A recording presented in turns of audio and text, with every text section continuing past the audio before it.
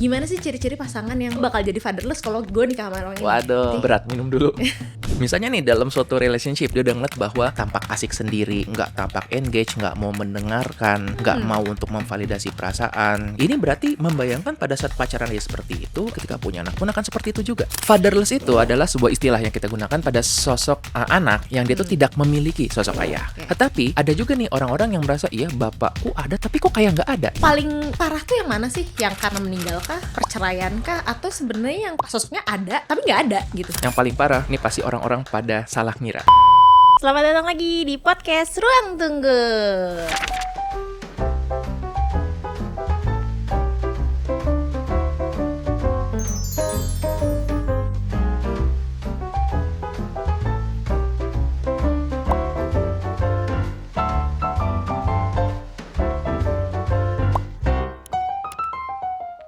Masih sama aku, hostnya Sora, dan narasumber abadi kita, Dr. Rema. Hai penunggu sekalian.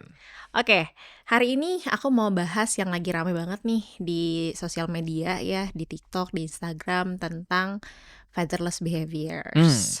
Kayak gitu. Tapi nih kalau aku lihat-lihat nih di TikTok ataupun Instagram tuh kayaknya agak-agak sedikit banyak yang ngebahas tuh, terus aku ngerasanya kayaknya nggak kayak gini deh fatherless tuh. Apa jangan-jangan kayak gini? Apa aku jangan-jangan yang kurang banyak tahu gitu ya tentang fatherless ini. Tapi jadinya penasaran nih, jadi pengen menggali lebih dalam tentang fatherless ini. Gimana kalau bahas hari ini? Boleh, seru tuh ya. Oke. Sebagai seseorang yang fatherless, saya bisa menjadi narasumber yang baik. Oh iya juga. Loh, bener kan? Aduh jadi dark gini. Gak expect ke situ jokesnya. Oke, kalau kayak gitu hari ini kita bahas fatherless. Jadi kalau gitu kita masuk ke segmen apa ya yang cocok? Durian kali ya. Wah, sebagai fatherless saya menderita. Yes, ini adalah penderitaan. Oke, kalau gitu kita masuk ke segmen Durian, Dunia dunia dalam dalam penderitaan. penderitaan. Cararadam. Nah, saya klarifikasi dulu ya, ini bukan berarti bapak saya tidak hadir ya, tapi bapak saya memang beneran physically tidak ada gitu loh. Meninggal. Daripada ntar dibilang, oh Dr. Andreas jadi psikiater gara-gara bapaknya nggak hadir. Memang tidak ada. Sejak 2018 Iya. ya. Tapi itu kan juga masuk sebagai fatherless juga gitu ya. Oke, kalau gitu kita samakan dulu suaranya di do ya. Yo. Gimana kalau kita samakan suaranya dulu? Fatherless itu sebenarnya apa sih? Oke. Karena kalau ada fatherless berarti apakah ada fatherful gitu kan, yang bapaknya hadir terus-terusan. Fulfillment father. Fulfillment. Kalau dari katanya ya father, ayah, less itu kan adalah suatu istilah gitu ya. Dalam bahasa Inggris tuh artinya kekurangan atau tidak ada. Nah, jadi fatherless itu adalah sebuah istilah yang kita gunakan pada sosok anak yang dia tuh tidak memiliki sosok ayah. Oke, dan bisa jadi karena ayahnya meninggal dunia pada anak yatim misalnya kan, dia dari kecil nggak dapat sosok ayah, bisa dibilang dia fatherless. Tetapi ada juga nih orang-orang yang merasa iya bapakku ada tapi kok kayak nggak ada. AFK. Iya, AFK bilang gitu kayak ini kadang-kadang muncul gitu di rumah tiba-tiba kayak misalnya ngopi, ngerokok udah pergi lagi. Jadi kalau dibilang punya ayah, punya. Ayahmu seperti apa? Nggak tahu juga. Nah, jadi ini pun masuk Tidak kategori kenalan ya. betul, fatherless juga, dia nggak kenal dengan ayahnya. Begitu ada juga yang mungkin karena perpisahan. Jadi misalnya orang tuanya memutuskan untuk nggak bersama lagi, lalu ayahnya memiliki keluarga lagi. Ini kan sosok ayahnya ada sebenarnya. Tapi ya tadi fatherless juga merasa kok jadinya kayak nggak ada nih. Nah, ini akhirnya berdampak pada si anak ini karena dia jadi bingung harus ngapain dalam proses tumbuh besarnya. Karena kan katanya anak itu butuh dua sosok lengkap ya, ayah dan ibu. Untuk menjadi tumbuh dengan utuh. Tapi kadang-kadang sosok ayah ini tuh nggak ada juga ya. Dan seringkali itu yang membawa pasien-pasien datang ke saya untuk berobat. Tapi kan nggak mungkin tiba-tiba dia tahu aja gitu sosoknya. Tapi biasanya muncul dengan keluhan lain dong. Nggak Betul. tiba-tiba kayak, dok saya nggak punya ayah gitu. Tiba-tiba datang, dok saya nggak punya papa. Lah, apakah saya diminta jadi papanya apa gimana gitu. Betul sekali, karena mereka sering datangnya itu dengan misalnya dia jadi ada kemarahan yang sulit diregulasi. Ada yang dia berkali-kali gagal dalam hubungan, dalam relationship. Falling in love with people they cannot have. Wah, itu sering tuh. Emang gimana datangnya bilang, iya saya punya pasangan, tapi pasangan ini complicated. Complicatednya kenapa? Ternyata misalnya sudah berkeluarga, usianya 30 tahun di atas saya, begitu. Iya, Nah, jadi saya sebenarnya suka sama pasangan saya tapi keluarganya nggak setuju. begitu tuh, itu beneran ada dalam kondisi sehari-hari. Dan kalau sekarang mungkin kita mendengarnya itu sesuatu yang bisa lucu, ketawa. Tapi bagi yang mengalami, ini pun dia juga jadi menderita karena dia juga nggak paham. Kalau disuruh milih, ya dia memilih memiliki hubungan yang biasa-biasa saja seperti orang pada umumnya. Tapi tadi ini ternyata apa yang terjadi di masa kecil itu mempengaruhi sekali gimana dia berpikir dan berproses, begitu. Nah, sesuai dengan TikTok yang aku lihat nih, kebanyakan dari TikTok tuh katanya Indonesia ini fatherless-nya itu banyak banget. Katanya ada 15 juta anak yang Hmm, fatherless. 15 juta anak Iya, fatherless. fatherless. Emang sebanyak itu ya? Bisa jadi, mungkin bapaknya mencari pekerjaan. Siapa tahu. Nah, kembali artinya gini, kita jangan buru-buru menuduh gitu ya, karena Oke. ini kan bisa banyak sekali penyebabnya. Jangan lupa bahwa karena Indonesia jumlah populasinya banyak, wajar juga kalau angka tertentu jadi lebih banyak juga. Kalau misalnya ditanya tentang berapa jumlahnya, aku mungkin belum tahu secara pasti juga gitu ya, karena kan ini butuh data. Karena tadi juga belum tentu loh seorang anak yang fatherless, yang sosok ayahnya nggak ada, belum tentu juga hidupnya bakal jadi berantakan. Begitu. Oh, jadi paling parah tuh yang mana sih? Yang karena meninggal kah, perceraian kah, atau sebenarnya yang paling parah tuh yang sosoknya ada tapi nggak ada gitu? Oke. Yang paling parah, ini pasti orang-orang pada salah ngira. Oke. Oke, karena orang akan ngira bahwa yang paling berat itu paling parah adalah ketika orang tuanya meninggal dunia. Secara menyakitkan, iya, itu paling menyakitkan. Tetapi bayangkan gini, kalau seorang anak dia dari kecil ayahnya meninggal dunia, dia sangat sakit tetapi lingkungan akan mensupport. Oke. Orang-orang sekitar bakal, oh kamu kasihan ya, bahkan bisa di mungkin kebudayaan tertentu disantuni. Oke. Begitu. Iya, Orang-orang iya, kasihan iya, dengan iya, dia iya. dan dia pun jadi mengenali kehilangan tersebut sebagai grief atau duka. Berbeda dengan seorang anak yang misalnya ayahnya nggak ada, karena misalnya ayahnya tidak hadir, entah pergi, kabur gitu, beli susu nggak balik lagi gitu misalnya. Atau orang tua berpisah dan ayahnya mungkin jalin hubungan yang lain lagi. Pada saat ini seorang anak akan sangat mungkin berpikir bahwa ayahnya pergi karena dia. Nah, Oke. pada seorang anak itu ada proses namanya itu egosentrisme. Mm-mm. Egosentrisme pada anak itu biasanya di bawah 10 tahun menganggap bahwa semua hal yang terjadi di dunia itu karena aku. Oke. Jadi kalau orang tuanya bercerai itu karena dirinya. Ayahnya menikah lagi itu karena dirinya. Ayahnya punya keluarga lain dan berbahagia dengan keluarga itu karena dirinya yang kurang pantas dicintai. Nah, jadi kalau yang proses ini mungkin secara menyakitkan tidak setajam pada meninggal gitu ya, pada kedukaan. Tetapi tadi ongoing-nya itu dia akan terus mempertanyakan diri. Belum lagi lingkungan sekitar mungkin tidak sebaik itu pada dia. Nah, itu yang sering mungkin nanti dia diledek, dikata-katain gitu, itu jadi menyakitkan juga gitu. Jadi kalau tanya mana yang lebih berat, ya berbeda dari hari terjadinya atau follow up-nya itu. Nah, sebaiknya seorang ibu gitu mencari sosok bapak baru atau sebaiknya ya udah sih, ya udah gituin aja gitu. Menarik. Kita mungkin ini ya nanya pada teman-teman kira-kira bagaimana kalau pendapat kalian? Karena aku Iya. juga punya pendapat sendiri, teorinya pun ada gitu. Kalau buat Sora misalnya, kamu mendingan ya, apakah kalau misalnya tadi sosok ayah nggak ada, digantikankah dengan bapak lain atau sosok yang lain? Kalau kata aku ya, ya udah sih mendingan gak usah ada aja. Oke. Jadi lihat kan tiap orang bisa berbeda-beda. Iya. Karena begini, kita mungkin berpikirnya sebagai seseorang yang orang tuanya lengkap ya. Orang dengan keluarga yang lengkap dan utuh, dia akan berpikir kasihannya seorang anak ini nggak ada ayah. Tapi kalau anak ini nggak ada ayah dari kecil, itu yang dia tahu. Iya. Jadi kalaupun misalnya nggak ada, belum tentu juga tadi, makanya belum tentu jadi hancur. Pasti ada yang kurang. Nah, ini jadi menjawab pertanyaan, apakah perlu digantikan atau enggak? Sebaiknya memang ada sosok yang lengkap. Artinya di dalam sebuah keluarga itu ada sosok ibu dan ada sosok ayah. Sayangnya ibu seringkali tadi dia berpikir bahwa udah aku saja yang menggantikan juga sosok ibu dan ayah. Secara teoretikal bisa. Tapi bayangin ya, menjadi seorang ibu aja udah susah. Iya. Ngurus rumah, dia harus bekerja juga. Akhirnya gimana dia bisa untuk memproses itu semua dengan kapasitas waktu dan energi yang terbatas. Nah, makanya kita menyarankan anak ini tetap sebaiknya punya sosok laki-laki dewasa. Dan sosok ini bisa dalam bentuk siapapun. Om misalnya, oke, atau kakek, atau guru.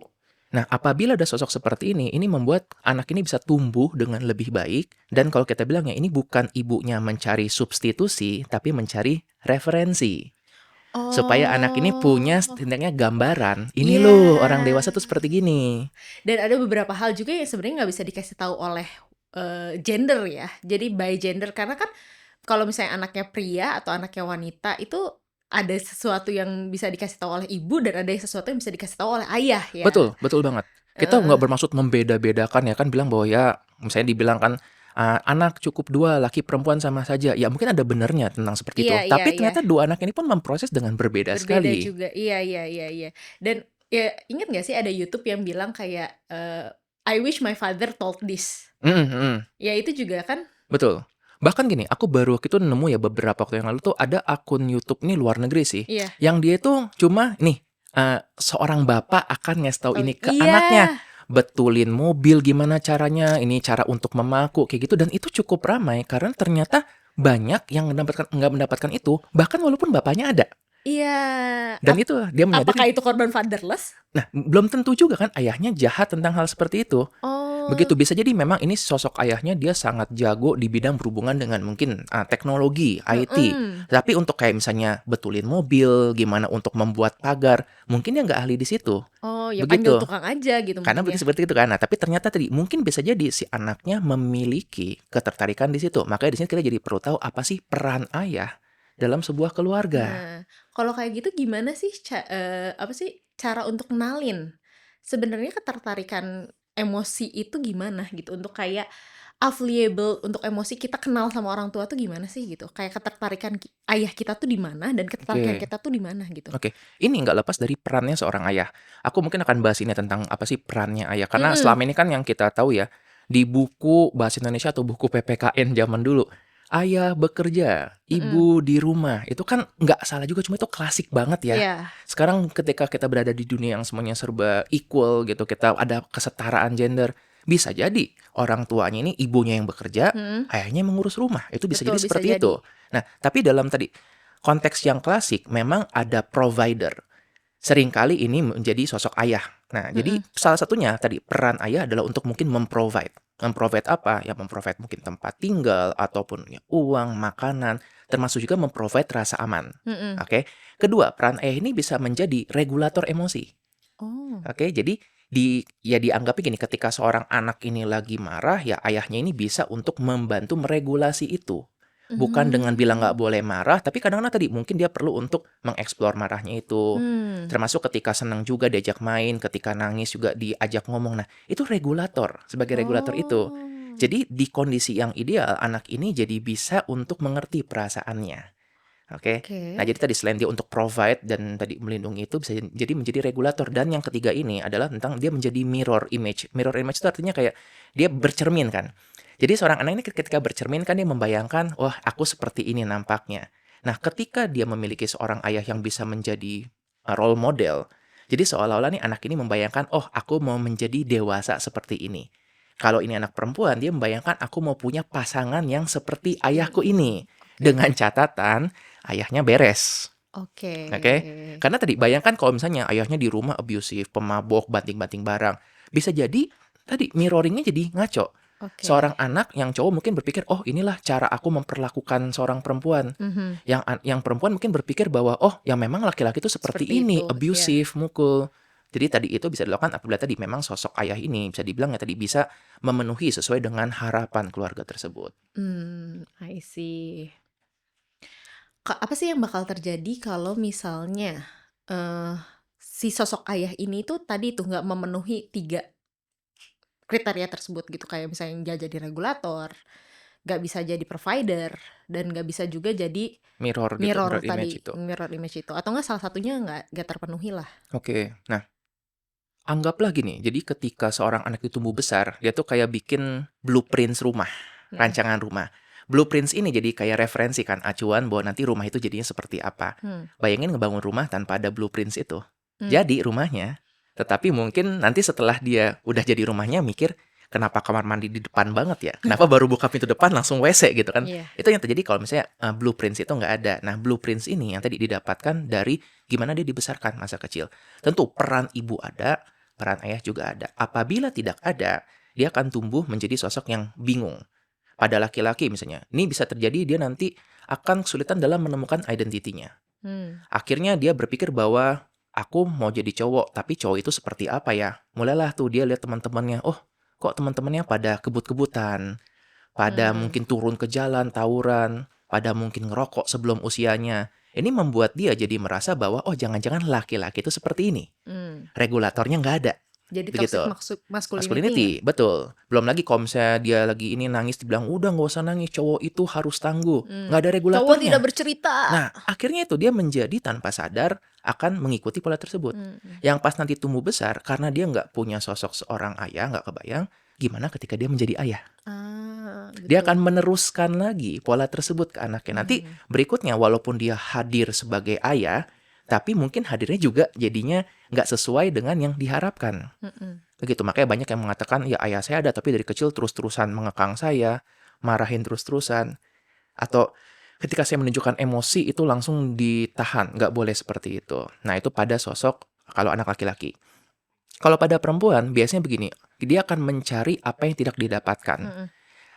Aku sempat juga mencari apakah benar ada hubungannya antara misalnya seorang anak perempuan dengan tidak ada sosok ayah, nanti pas besarnya bagaimana. Aku mencari apakah ada hubungan dengan kesetiaan. Mm-mm. Ternyata tidak terlalu akurat dengan itu. Karena banyak yang khawatir nanti dia bakal gonta-ganti cowok Pasangan. terus gitu untuk mencari sosok itu. Nggak terlalu berelasi ke situ. Tapi memang ada kecenderungan seseorang dengan kekurangan sosok ayah akan mencari sosok yang menyerupai itu. Jadi antara yang lebih tua atau yang mungkin jauh, yang berbeda jauh di atas dia. Tapi ini pun kalau misalnya kita coba untuk ditelisik lebih dalam lagi, itu berhubungan dengan rasa aman. Oke. Oke, dia nggak pernah mendapatkan sosok ayah laki-laki dewasa, akhirnya dia akan merasa aman dengan mendapatkan itu. Dan disitulah sayangnya dia cuma berpikirnya, oh selama dia dewasa lebih tua daripada saya, inilah sosok yang saya butuhkan. Oke. Padahal tadi bisa jadi ini tetap abusif, manipulatif, begitu. Dan dia juga sebenarnya bingung ya, Betul sekali. sosok yang aman tuh seperti apa. Nah, di sisi lain apabila tadi dia misalnya nggak ada sosok ayahnya, baik yang laki-laki maupun perempuan ini, ketika nggak ada sosok ayah, tapi dia dikelilingi dengan kakaknya, abang misalnya, omnya, kakeknya, mungkin dia jadi kalau menurutku tuh kayak nggak norak gitu dengan itu. Jadi kalaupun tiba-tiba ada nanti sosok yang lebih tua yang kebapaan bagi dia, oh ya udah kakekku juga seperti ini, omku juga Jadi begini. sebenarnya nggak harus dari sosok ayah dong. Tidak harus gitu. Nah, ada juga mungkin yang memutuskan bahwa misalnya ada yang cerita juga, "Dok, apa aku harus menikah lagi supaya anakku punya sosok ayah?" Silakan aja, nggak apa-apa. Tapi jangan sampai itu hanya satu-satunya pertimbangan. Karena kalau cuma mau dapat sosok ayah doang tadi nggak harus seperti itu. Kalaupun memang mempertimbangkan mau menikah lagi, biarkan itu pertimbangannya utuh. Dari tadi secara finansial misalnya, secara tentang masa depan. Dari mentor bisa nggak sih? Mentor juga possible. Nah, ini juga kan peran dari misalnya ada orang-orang yang mungkin mendapatkan sosok itu dari misalnya dia di keagamaan. Ada tuh yang mungkin ke lingkungan agama bisa kayak gitu. Ada juga yang mungkin dia dengan kalau di sekolah itu mungkin ada guru BP-nya. Sekarang aku menemukan beberapa guru BP itu udah cukup dianggapnya sebagai sosok yang keren gitu untuk diajak ngobrol gitu. Guru yang lain bisa juga yang mungkin guru olahraga atau apapun. Tapi lagi-lagi hati-hati melihat bahwa ini adalah referensi, bukan substitusi. Oke. Nah, kalau gitu aku mau nanya deh. Kan kita juga mau nyari pasangan nih, gitu. Nyari pasangan untuk ke depannya gitu. Gimana sih ciri-ciri pasangan yang nih calon-calon fatherless nih, calon-calon anak gue bakal jadi fatherless kalau gue nikah sama orang ini. Waduh, Ada nggak sih? berat minum dulu. Ada nggak sih gitu ciri-cirinya gitu, yang kelihatan banget nih? Bisa nggak kita mengetahui seseorang bakal Iya, jadi calon fatherless fatherless? gitu. Bukan berarti dia fatherless ya, tapi ya gue kalau punya anak sama nih orang bakal jadi, ya anak gue bakal fatherless lah gitu. Bisa, Oh bisa? bisa. Tapi itu kalau kelihatan banget. Oh. Misalnya nih dalam suatu relationship dia udah ngeliat bahwa tampak asik sendiri. Ya cuma pasangan karena pasangan aja ada gitu. Jadi nggak tampak engage, nggak mau mendengarkan, nggak mau untuk memvalidasi perasaan gitu. Nah, ini berarti membayangkan pada saat pacaran dia seperti itu, artinya ketika menikah akan seperti itu juga. Mungkin ketika punya anak pun akan seperti itu juga. Nanti kalau punya anak berubah kali. Nah, banyak kan yang begitu kan. Nanti Iya. kalau punya anak, belum tentu. Oh. Apalagi ini sudah pola yang terjadi selama bertahun-tahun gitu. Mungkin ada yang bisa berubah karena kehadiran anak, tapi ada juga yang ya sudah. Bagi dia ini mungkin kembali attachment-nya. Kalau attachment orang ini memang dari awal avoidant, kita pernah bahas ya tentang attachment yang avoidant kan. Iya. Attachment style yang avoidant, mau ini punya anak kembar 3 sekalipun, ya tetap aja dia bakal avoid. Oke. Nah, tapi tadi ini aku bilang makanya bisa kelihatan kalau kelihatan banget. Tapi ada juga yang dia merasa bahwa ini baik-baik aja nih. Hubungannya dia merasa kayak caring, udah ngomongin tentang nanti kita punya anak, ngasih namanya ini gitu, udah berencana banget. itu juga nggak ngejamin di masa depan dia bakal tetap terus-terusan hadir sebagai ayah. Hmm. Karena kan hidup bisa terus berubah. Saya berapa kali mendengarkan nih, misalnya dia berelasi ketika awal-awal menikah, wah honeymoon, ketika punya anak sampai usia 5 tahun baik-baik aja. Ketika mulai terjadi kejenuhan, baru tuh mulai-mulai dia ngerasa, kok si sosok bapak ini detach, udah Hmm. mulai tidak terlibat. Nggak terlibatnya pun nggak langsung yang tiba-tiba hilang begitu. Ada di rumah cuma mungkin lebih asik sendiri, lebih asik dia mungkin main game ataupun ya mungkin main HP sendiri gitu. Dan tidak benar-benar hadir Mm-mm. untuk anak-anaknya. Nah, perubahan bertahap ini yang nanti dikhawatirkan makin lama akan makin detachnya makin jauh. Hmm. Begitu. Dan seringkali nggak terjadi dalam bentuk yang benar-benar konflik. Kalau konflik kan kelihatan ya, seringkali orang datang itu karena habis berantem. Tapi gimana kalau ini detach terus benar-benar ngerasa kayak udah nggak ada koneksi aja. Seringkali itu yang terabaikan. Dan akhirnya orang-orang seperti ini yang ketika datang gitu, datang waktu konsultasi dia mengatakan bahwa ya dia bingung menjadi ayah bagaimana. Beberapa kali aku ketemu dengan sosok orang yang dia takut menikah karena dia bilang, "Aku nggak tahu jadi ayah itu harus ngapain." Harus ngapain, betul. Padahal kalau pikir ya semua juga bingung karena nggak pernah Iya. ada kelas untuk menjadi ayah. Ah, Parenting ada, parenting parenting, class. Cuma iya. itu kan secara umum tentang bagaimana berrelasi terhadap Cara anak. ngurus anak gitu Betul. ya. Tetapi tentang apa yang dilakukan tadi untuk menjadi seorang yang bisa providing, yang bisa untuk melindungi, yang bisa Mm-mm. jadi mirror image, yang bisa jadi emotional regulator, itu kan melalui pengalaman sehari-hari. Betul. Begitu. Kalau kayak gitu ada nggak sih dampak sehari-hari yang kelihatan jelas gitu kalau misalnya ini orang tuh sebenarnya fatherless dan terutama di gender di mana di cewek ataupun di cowok. Oke. Dampak yang paling kelihatan itu adalah kalau yang datang kepada aku cerita bingung, itu aja. Antara tadi dia bingung tentang bagaimana menjadi laki-laki dewasa, kalau yang perempuan mungkin tadi bingung dalam menjalani relationship itu. Gitu. Jadi mereka datangnya juga dengan ketidaktahuan. Ya wajar karena referensinya aja nggak ada kan. Hmm. Nah, tapi mereka tetap bisa tuh belajar.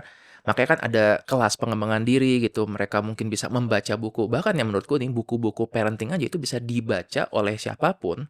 Kalaupun mereka nggak punya anak. Mm-mm. Karena dari situ kan dia bisa mendapatkan gambaran itu. Tentang gambaran harusnya menjadi seperti apa sih yang ideal. Mungkin Oke. ini, dalam kesadaran mereka belum tentu menjadi sosok ayah untuk anaknya. Tapi ketika dia tumbuh dewasa, dia akan menjadi sosok ayah bagi yang lainnya. Mungkin bagi ponakannya, mungkin bagi anak buahnya. Jadi tadi untuk providing, untuk regulator itu tetap diperlukan juga. Jadi sebenarnya ketidakhadiran sosok ayah ini tuh mempengaruhi banget dong ke regulasi emosi kita. Mempengaruhi, sangat-sangat mempengaruhi. Dan tadi akhirnya ini yang sering kan jadi jokes gitu ya kalau Iya. misalnya di sosial media. Seorang perempuan yang misalnya terlalu menonjolkan tubuhnya, Mm-mm. dibilangnya fatherless Iya, behavior iya, gitu. iya banget. Padahal ya belum tentu Belum karena itu, itu. iya. Tapi itu bisa jadi alasan kalau misalnya tadi dia mungkin mempelajarinya bahwa, oh laki-laki memperhatikan aku bila aku menunjukkan tubuhku. Hmm. Tanpa sadar tadi dia menganggap bahwa semua laki-laki seperti itu. Akhirnya tadi dia jadi terlalu berlebihan dengan melakukan itu, dengan anggapan supaya aku mendapatkan perhatian dari cowok-cowok. Nah, itu Hmm. jadinya kan tadi terlalu kaku. Kalau misalnya ada regulator di situ, dia akan melihat bahwa nih sosok ayahnya tetap kok mencintai dia, walaupun dia tidak menunjukkan tubuhnya gitu. Bahkan seorang ayah kan akan lebih mencintainya dari mungkin prestasinya, atau mungkin dari gimana dia untuk bersikap di rumah, dia bisa untuk sopan. Itu yang lebih bisa membentuk dia secara utuh. Bener nggak sih kalau misalnya seorang kita gitu ya menjadi seorang people pleaser karena kita nggak jadi karena kita nggak kekurangan sosok ayah. Belum tentu sih kalau itu, Hmm. ya. Mungkin gini, people pleaser itu terjadi bukannya dia senang untuk membuat orang lain senang, Mm-mm. tetapi dia merasa bersalah kalau tidak bisa membuat orang lain senang. Hmm. Nah, dulu tuh, Disha ya, Olvi Disha Iya. yang tamu kita juga pernah waktu ngobrol dia bilang bahwa people pleaser mulai dari parent pleaser. Oh, iya, iya, iya, Ya, iya, iya, jadi iya, dia iya. biasanya awalnya memulai dengan, "Nih gimana supaya orang tuaku senang?" Nah, apabila ini sosok ayahnya itu memang tidak hadir dalam bentuknya emosional, dalam bentuknya affection, bisa jadi anak ini akan mencoba berbagai cara. Ketika dia bersikap baik, ketika nilainya bagus, ketika ada achievement, ayahnya memperhatikan. Cinta bersyarat itu Yes. ya, Akhirnya betul. lama-lama betul dia jadi bisa merasa bahwa satu-satunya cara supaya aku dicintai adalah dengan aku harus memplease orang ini, harus membuat ayahku jadi senang. Padahal tadi dia ayahnya nggak hadir bukan karena kurang prestasi, emang karakternya seperti itu. Tapi kalau untuk yang lain, kayak misalnya karena ayahnya memang meninggal dunia atau mungkin sudah tidak tinggal serumah dan nggak pernah dapat affection, sepertinya tidak terlalu berhubungan tentang hal itu. Oke, terakhir deh. Bisa nggak sih seorang anak akan tumbuh baik-baik saja tanpa seorang ayah? Baik ayahnya Hmm, itu ya tadi ya, bercerai, yes, meninggal, ataupun tadi hadir dan gak hadir, baik. AFK gitu. Hmm, Bisa nggak sih gitu, baik-baik aja gitu ternyata? bisa nggak seorang anak jago bermain bola tanpa pelatih? Bisa nggak seorang anak jadi Hmm. kaya raya tanpa pendidikan? Gitu Hmm. kan? Jadi pertanyaannya kan mirip seperti gitu ya.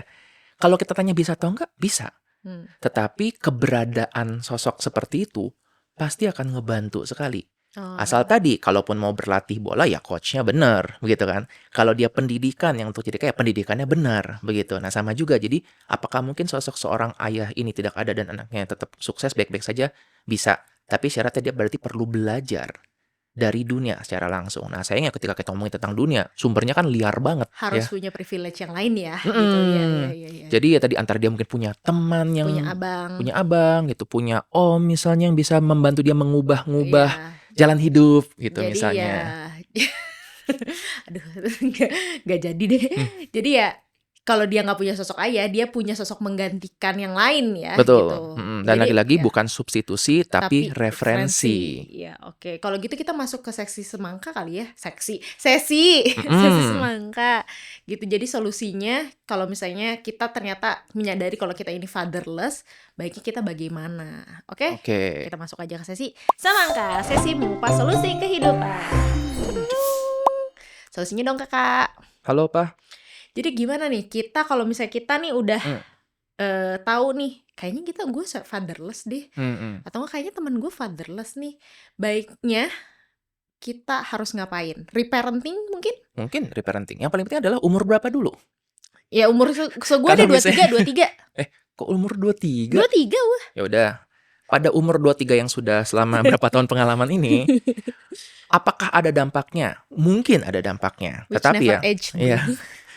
Tapi kalau kita lihat ini kan, bahwa pada saat ini kamu sudah berperan, nggak cuma menjadi seorang anak, tapi mungkin sudah berperan menjadi parents juga, gitu. Sudah jadi lebih dewasa lagi. Apabila ini pada sosok yang masih anak-anak sekali, artinya sebelum dia dewasa, ya tadi sebaiknya dia langsung mendapatkan guidance, sebaiknya gitu. Dari sosok yang lebih dewasa, yang kita pastikan ini beres. Ya, beres nggak harus sempurna. Yang penting menjadi referensi bagi si anak ini. Ya, nggak harus sempurna kan gitu. Jadi nggak apa-apa imperfection. Nah, kalau kita yang sudah dewasa ini, kita tetap menyadari bahwa nih memang ada kurangnya. Oke, tetapi jangan jadikan kekurangan ini sebagai alasan. Jangan jadi misalnya aku jadi nggak bisa beresin mobilku rusak. Kok mobil lo nggak dirawat sih? Ya iya, kan aku nggak punya ayah. Kok kamu marah-marah sih jadi orang? Malah jadi defensif gitu. Kok marah-marah jadi orang? Ya kan aku nggak punya sosok ayah. Jadi kan itu hanya mencari alasan untuk itu. Nah jadi pertama ya, ini berarti potongan semangka pertama nih guys ya. Pertama adalah kita aware bahwa keterbatasan itu ada dan jangan dijadikan sebagai alasan. Nah kedua, ini adalah tentang reparenting. Jadi kalau kita melihat kan reparenting itu konsepnya adalah dari kita mungkin mendapatkan parenting yang kurang baik. Aku nggak mau bilang parenting yang salah gitu. Mungkin parenting yang nggak sesuai dengan value kita. Jadi reparenting adalah bagaimana kita memparenting ulang. Ada anak kecil dalam diri kita yang mungkin tadi pemarah. Nah, jadi reparenting itu kita bayangkan kita menjadi sosok orang dewasa dan ada anak kecil dalam diri kita. Atau kita tarik deh keluar nih. Editor, ini Andres versi kecil. Nah, jadi dia lagi marah-marah. Apa yang bakal ku katakan? Aku mungkin bakal bilang, nggak apa-apa boleh kalau marah, tapi jangan sampai banting-banting barang. Kamu bisa kok untuk menyampaikan marahmu tanpa melakukan kekerasan. Nah, apa yang akan kita katakan pada anak kecil itu, kita katakan ke diri sendiri. Konsep reparenting yang sederhana gitu, walaupun nanti akan lebih ribet lagi gitu kan, karena tiap orang pasti berbeda-beda isunya. Termasuk misalnya yang dia merasa, aku nggak pantas dicintai. Nah, kita hadirkan seorang anak ini, karena mungkin dia waktu tumbuh kecil nggak pernah percaya bahwa dia pantas dicintai. Kita hadirkan sosok anak ini dan kita bilang, kamu tetap dicintai kok. Nggak harus kamu. Iya, kamu bukan beban. Kamu bisa dicintai walaupun bukan karena ada prestasinya. Kamu dicintai karena kamu. Nah, apa yang kita katakan ke anak ini? Katakan ke diri sendiri. Jadi setelah kita aware, tadi kita langsung ada actionnya.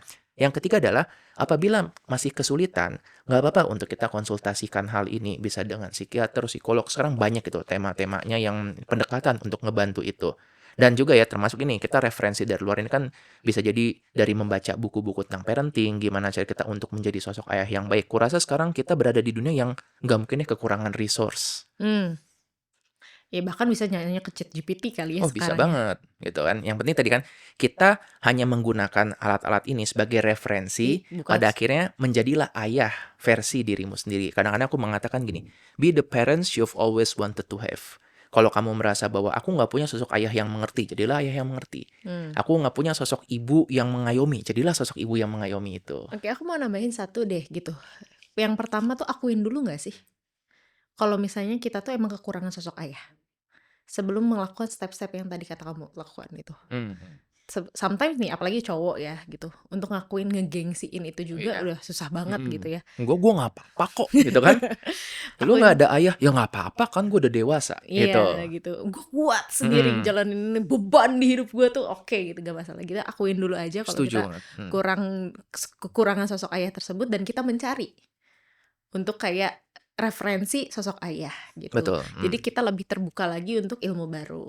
Betul sekali. Jadi jangan Gimana? merasa yang paling benar, merasa paling pintar. Dan tadi kan keberadaan sosok ayah itu juga salah satu manfaatnya gitu. Kita melihat ada sosok yang lebih daripada kita. Jadi kita nggak selalu merasa yang paling tinggi. Kita jadi Betul. merasa buat terus bisa belajar, berkembang. Karena ya tadi, kalaupun nggak ada ayah di rumah, ada ayah juga yang di luar gitu. Makanya kan kita tetap punya sosok role model itu juga bagus juga. Bisa gak sih terapis jadi sosok ayah? Sebenarnya sangat possible. Nah, tapi justru dalam proses terapi, kami mengatakan kepada klien atau pasien-pasien kami ini hanya semacam kalau kita bilang itu transitional object. Oh. Artinya, dia mungkin tadi mencari validasi dari orang tua, si terapis ini, psikiater atau psikolognya, mungkin menggantikan itu sementara, tapi kita akan kembalikan kepada dia bahwa jadilah ayah untuk dirimu sendiri, jadilah ibu untuk dirimu sendiri.